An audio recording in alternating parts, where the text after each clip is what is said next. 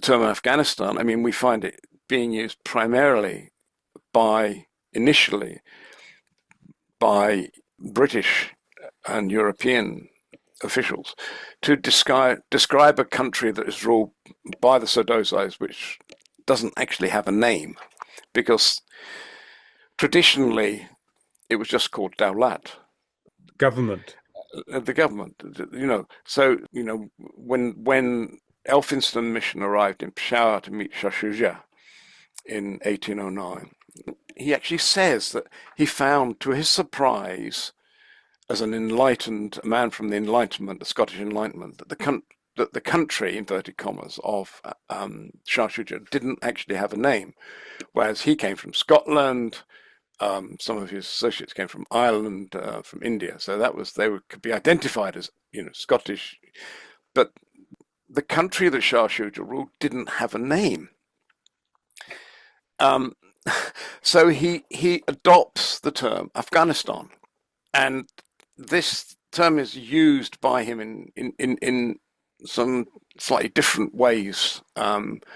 Actually, then tries to define its borders, because this is what you do in the Enlightenment world. You have to draw lines in the sand. You have to reduce everything down to a statistic, to a theoretical premise, to a philosophical idea. And Usually so without regard to what kind of populations live there, or what kind of population will be divided.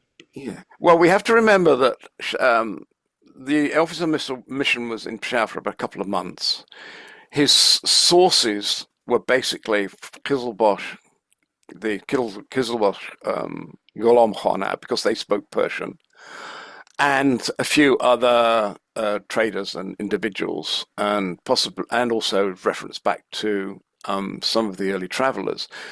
So you look at the way in which they defined the frontier and they drew the map. It's all chaotic, and the whole thing kind of moves. There's no consistency in the analysis.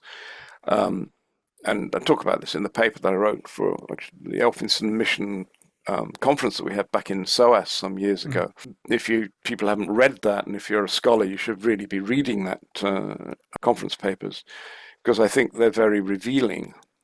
So it comes down to, well, what do you call Afghanistan? I mean, as a nation state, it was recognized by the British government by treaty.